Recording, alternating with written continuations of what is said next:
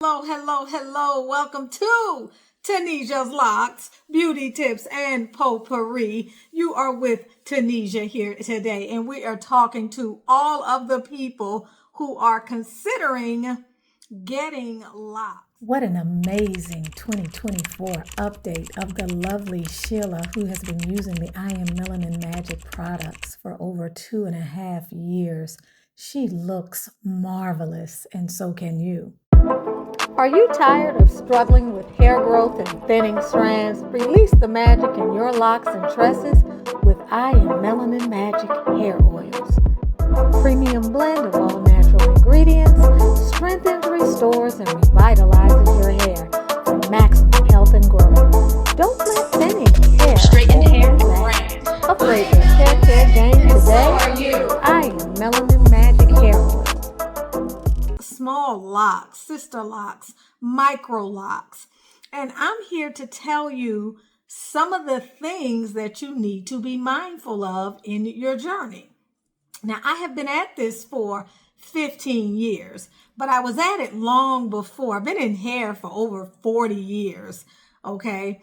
And I've just tried so many different things. And I got to tell you that the journey that I have had with going natural and deciding to become locked was the best decision that I ever made. Now, that's not to say that I did not have my challenges.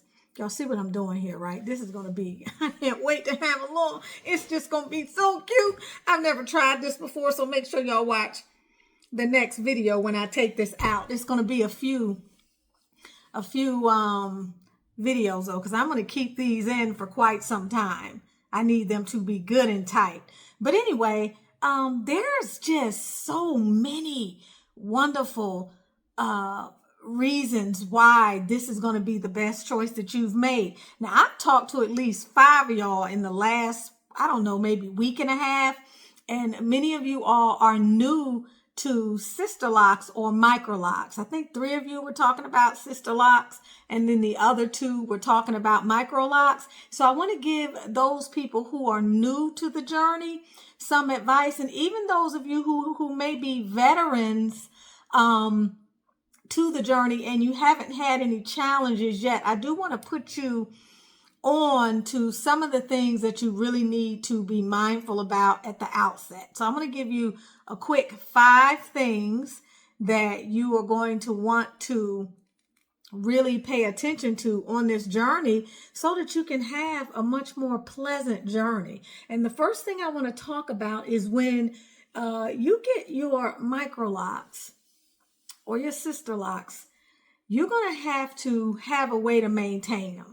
Okay, and that means you got to be getting retightenings. Okay, when you get retightenings, they make your hair look good. They take the new growth, and the new growth is then assimilated into the lock. All right, so your locks tend to have a fresher look. But with the retightening comes the showing of more scalp and a sort of a plucked chicken look, which is what I call it. But the other main issue with the retightening, sometimes I refer to it as public enemy number 1, because it really is. That retightening, being that it's something that you have to do, is something that you really have to be mindful of, because the retightening in and of itself, it's not like the twists or the palm rolling, let me call it palm rolling, that you may have with another kind of lock. It's not like the knots, okay, which some of you may have, which also have their share of trials and tribulations if you're not careful. But the retightenings can be very trying on the hair, very stressful on the hair, because what happens with the retightenings is that oftentimes they're tightened a lot more than what is necessary. Pardon me for that interruption. The retightening itself is not as problematic as the person who may be actually doing the retightening. All right. This is why whomever you choose to do your retightenings, namely your loctician, needs to be someone very special, someone that you really trust, and someone who is really invested in the long-term health of your hair. Because oftentimes when the retightenings are done, they're done too close to your scalp. They are also done with entirely too much tension, and they can be done too frequently. And these things can be very difficult to control with a loctician who is not open and flexible enough to accommodate some of what it is you feel you need for your hair. So you really want to be mindful about that. And then y'all see what I'm doing here. This is going to take a little bit of ingenuity, and I will probably be in the mirror at some point later on, but I am determined to get these things to looking beautiful, beautiful, and I can't wait to see what these curls are going to look like. So on to number 2, and that is going to be finances. All right. Now, the biggest draw to getting Sisterlocks and Microlocks is the way that they look and the fact that you can release yourself from having hair concerns or the trials and tribulations of trying to maintain your hair, whether it be natural or whether you be wearing wigs or whatever it is you might be deciding. So that's a real draw, and it's a viable draw. It's one of the reasons why I chose to get Sisterlocks many, many, many years ago. But what can happen is a lot of times, because of that excitement around that, we don't always consider the things that are important or the other things that can come up. The maintenance of this hairstyle can become problematic for a lot of people, depending upon how often you're having to get your retightenings. Retightenings are soaring now. And there are, in some places in the United States, a retightening can run you from $300 to $500, and you can be requested to get these retightenings or required to get these retightenings anywhere from 4 to 6 or 7 weeks. So that can add up. So when you begin to make this a part of your journey, take the time to really look at not only the loctician, but what is the maintenance going to require of you, and consider whether or not that's an investment that you want to make. I will always say it's worth it, and it was worth it when I was getting them. But when I finally stopped getting the retightenings, even after doing some of my own here and there, when I finally stopped getting them, I was glad because I didn't have to pay that anymore. I didn't have to travel. But when I look back in hindsight, the thing that I want to remind you of more than anything else is that forecast those funds, know that there may be some fluctuation in the rates that you're going to be paying, and also be of the mindset of asking yourself from the outset, is this something at some point later on I might be willing to do for myself, or what is going to be my backup plan should finances become an issue? Are the installs worth it? 100%. Yes, they are. Even when the prices are soaring, and I know we complain about that sometimes, if you get a good loctician, if you get a great install and you have someone who's maintaining your locks for the first few years that you can really trust, it's definitely worth it. You are just not going to feel sorry about that. Now, that brings me to my third point, and that is not having to do anything with your hair at all. That's something that people tend to, when they look at these locks and they see, okay, the hair is, it's contained. We're just looking at some plaits or some braids here. There's not going to be much of anything that I'm going to have to ever do with these. And so people just don't typically think about the maintenance that is involved in this style. And what I want to say about that, and I'm twisting this way, I think I'm going to want to go the other way. What I want to say about that is, although this is a style, and I don't think this is going to work for me. Although this is a style that it ain't going to work. I'm right-handed. That ain't going to work. This is a style that's going to free you up. It's going to give you hair abundance. It's going to give you confidence in your natural beauty. It's going to allow you to reclaim who you are on so many levels. It does require a little bit of oversight. You can't just get this style and then just forget about it and let your locks just do whatever they want to do, and then just go sit down and let your loctician take on that full responsibility.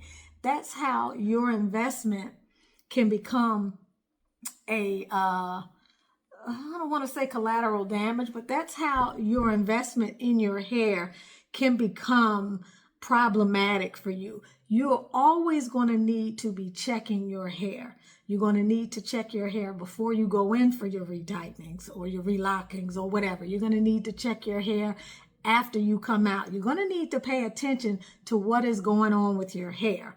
Okay, why? Because you are the number one advocate for your hair. You are the person that cares more about your hair than anybody else. And you are the person, because it's on your body, that will notice subtle changes. You'll notice if you begin to see things that may ring off an alarm, if you start to have irritation in your scalp, if your scalp becomes sore, if you start to notice breakage or thinning. These are things that only you would notice, and only you are likely to pay more attention to at each and every stage of the process as you go through the journey. So that's something that is super, super important. And that brings me to my next point, which is with these small locks, contrary to what a lot of people may say when they're earlier in their journey, and this does not go for everyone. I don't like to make absolute statements, but what I will say is it will be your story, and it'll be the majority of people's story. And that is that you're likely to encounter some lost locks in the worst case scenario. I didn't lose any locks when I was on my Sisterlocks journey. I've lost locks with the knotted locks journey, and I'm still in rehab with regard to that. And I am doing well at this point, but we will see. Y'all know I will always be here to give you the story, give you the scoop, and to tell you the truth and to lead you down the right path, okay? You're going to always get that from me, bar none. But with my Sisterlocks journey, I never lost any locks, but I had reasons to feel as though if I continued to go down a certain path, I would be jeopardizing the long-term health of my locks. And I still feel that way.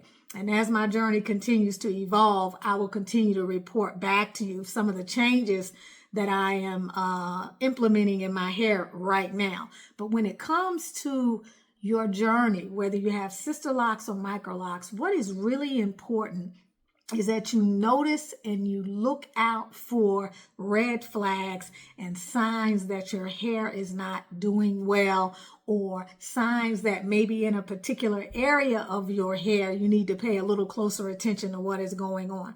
You want to understand that these tiny locks are susceptible to breakage and thinning and hair loss, and can cause or can be a culprit in contributing to traction alopecia and some other hair concerns that are now being more widely documented in this community, and by way of trichologists and dermatologists who work with clients that have hair loss. You want to be aware of when you start to see these warning signs, because oftentimes hair loss is very insidious. It happens beneath the surface, and a lot of times before we realize it, we look up and we see something that is very alarming. And by that time, the hair loss has already set in. Sometimes you can arrest that, sometimes you can't. So you want to be mindful of all of the things that can bring on breakage. And the primary thing having to be, or that I've talked about, being the retightenings. But you also want to be mindful of some of the things that start to happen when the hair starts to break excessively in ways that could be leading to some more escalated type situation. For example, the little white balls that represent when your hair is being pulled out by the root, which you can sometimes see when hair is shedding.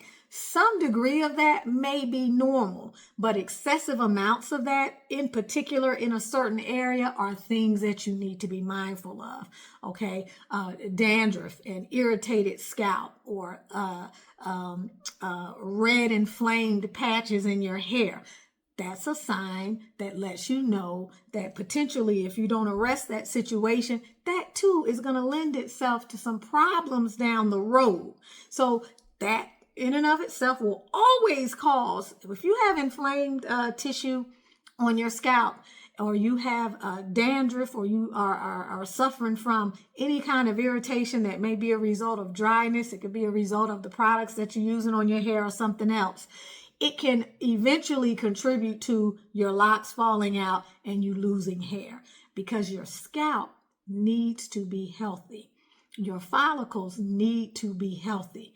And although you may not always see what's going on beneath the surface, what is happening above the surface and what can be seen is something that you need to pay attention to. The other thing that I want to talk about is whether or not you're going to be using oil on your hair. I'm someone, as you all know, I am Melanin Magic, and so are you. I am Melanin Magic is my company. I am someone that is a big proponent of using oil on the hair. I used oil before I had locks. I've used it my entire life, and during the periods where I didn't use it, and we were in the flyaway stages back in the late 70s and the early 80s, when we were using the curling irons on dry hair and we had the flyaways and we were using the hairspray and all of that, you pay the price for it. The hair needs supplementation. Your hair needs nutrition. Your hair also needs to be able to bounce back from the styling stress, i.e. the retightenings, the interlocking, or whatever it is you're doing to maintain your hair. Your hair needs to be able to bounce back. Okay? The way you make something more resilient is you fortify it. You take preventive and proactive measures to ensure that you bounce back, that your hair bounces back. It's the same way you put lotion on your skin. It's the same way you may take vitamin supplements. It's the same way that you ensure that you drink enough water, or that you drink more water than you're drinking. These are all things that are very important. But when you are embarking upon this journey, oftentimes you will hear people who sort of give you that caveat, or they warn you against using oils.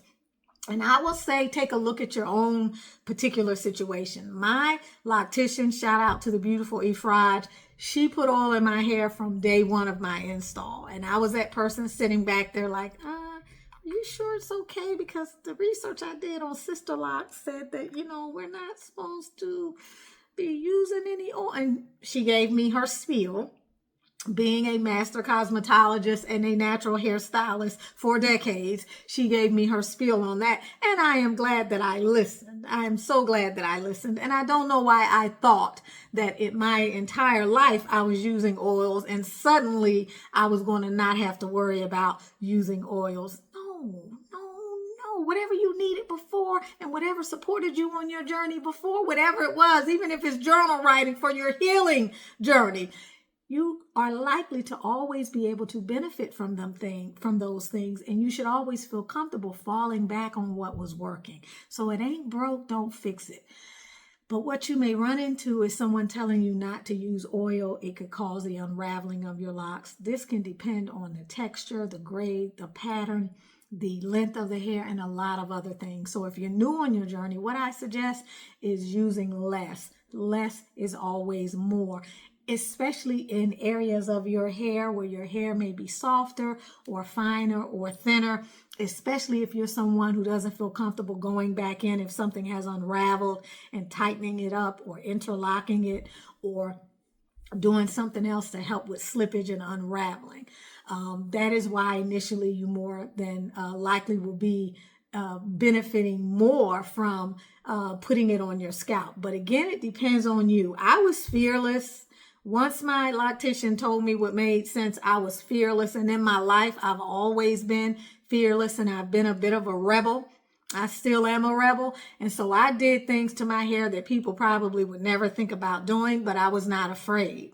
And I was willing to step out there to see what I could learn and to see what I could find out. So if something slipped, which I don't really recall anything slipping, I've often had the hair around my hairline, which is a lot finer and is a different grade, to often kind of slip. And I've done a lot to alleviate that slippage over time. When I had my Sisterlocks, I would pull those hairs in and I would add a little bit of hair for an extension to actually create a situation where that hair could actually begin to grow.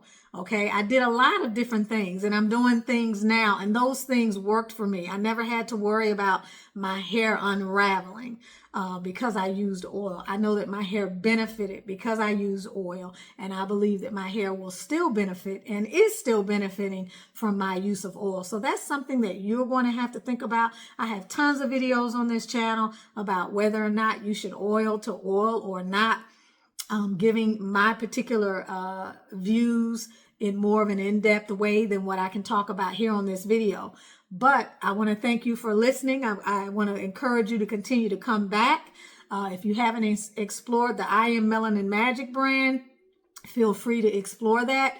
If you're into spirituality and the journey to your higher version, you can check out my Spiritually Initiated and Crowned channel. I have a couple of other channels as well, which maybe at some point you'll find on YouTube. But I love you. I want to thank you for your time. If you haven't purchased my Manifesting Your Masterpiece book, you can get that book as well. Stay tuned for the ebook that is in its final phases that will relate to the small lock, sister lock, micro lock, and knotted lock journey. I love all of you. Thank you again for your time. If you're new, don't forget to like, share, and subscribe to the channel. If you are an OG, do not forget to give this video a thumbs up, show up in the comments, and let me know what your thoughts are. Love you. Bye. Kudos to the many of you who've signed up for the Knotted Locks course with me, who are really giving a lot of positive feedback, thriving and moving past some of the challenges that you had heretofore. For those of you who may be questioning what this whole thing is about or wanting to know more, some of the things that you need to know before you jump all in, a lot of those tips, everything that I can share with you is in that Righteous Hair course. You can find the link to it always in my description and also pinned in the comments, because this is not something that you should go into lightly. It has amazing benefits, but you need to know what you're getting into on the front end. Okay. And as you all know, I went in head first. Okay. Jumped in, took the dive, found out some things that I needed to report back to you, and found out some things that you needed to know on the front end. So you get the scoop inside the course. For those of you who are reporting accolades, thank you so much. I love you. I love you. I love you. And keep coming back. Welcome to Tunisia's Locks, Beauty Tips, and Potpourri, the channel where we get it all in. You can also learn more about the I Am Melanin Magic brand. Thank you for stopping by. Our magical hair growth serum did this after just 8 short weeks, 5 times per week. Denisha began with the premium oil blend in April, and by June, she had already regrown hair. Angelica addressed thinning with the magical hair growth serum and continues to use the products to improve thinning in areas where it's been hard to regrow hair. Meet Kina. Her hair loss was spread over several areas. She went ham with the magical hair growth serum, and to the shock of her loctician, her hair began to rebound fast. She is delighted, and so am I. I am Melanin Magic, and so are you.